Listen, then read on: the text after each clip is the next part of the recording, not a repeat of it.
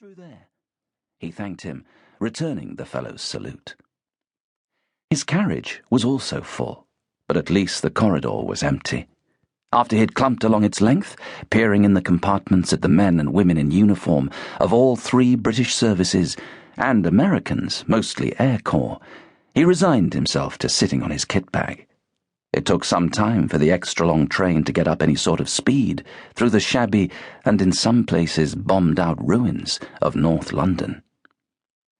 He came back to the present day, shook his head as if to clear it, and made his way down the platform, acrid blue diesel smoke drifting up from the power units of the train. The first-class coach was halfway along its length. As he sank gratefully into his seat, an attendant bustled down the centre aisle. "Tea or coffee, sir?" He asked for tea, and took an offered biscuit in its clear wrapping. It wasn't long before the coach moved, almost imperceptibly. Then diesel engines roaring gathered speed. In minutes they were already slicing through those self-same suburbs, now at least brighter, but depressingly full of meaningless graffiti on any available space. Walls, railside huts, bridges, even sides of houses. And beyond that, there was endemic violence, drugs, broken homes. It didn't seem much like the utopia they expected after the war, the one Lily had been so keen to help with its inception. He closed his eyes to blot out the scene and woke up 30 minutes later as the train burst out of a tunnel onto the flat fields south of Bedford. He watched the worked-out brick fields going past, the great quarries now grassing over, and water-filled, with flocks of seagulls fluttering on the surfaces. As he watched, his mind went back again to that earlier train journey, recalling his mother's oft-remarked saying as she ushered him towards the stairs at the end of the day, "Up the wooden hill to Bedfordshire." He started to doze again, still with the words repeating in his head, "Up the wooden hill to Bedfordshire, up the wooden hill to Bedfordshire." The smooth whoosh of the train over the welded track gave way to the clickety-clack of the old, and the carriage rocked violently as they passed over points. The smoke of the engine drifted out across the fields or billowed around the window through embankments. The telephone lines rhythmically rose and fell as they passed the posts lining the route. They started to go by field upon field full of lines of parked new tanks.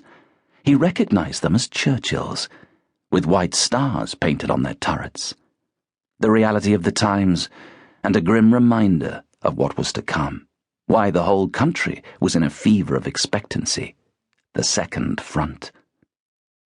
Lieutenant Michael Gibson, RAMC, had qualified in 1943, followed by 2 short house jobs. It was now March 1944. When she first saw him, she was in her nurse's uniform, pegging her washing on the lines provided behind their barracks. He'd just got out of a jeep, pulling his brown case after him as a corporal took his kit bag from the back seat. He looked tired, slightly dishevelled, one battle-dress trouser leg starting to unravel above his gaiter. In the brief interval, as he returned the salute of a passing soldier, he looked around wearily, blinking in the strong sunshine before he followed the soldier with his kit bag into the adjutant's office. But it was enough for her to fully see his face.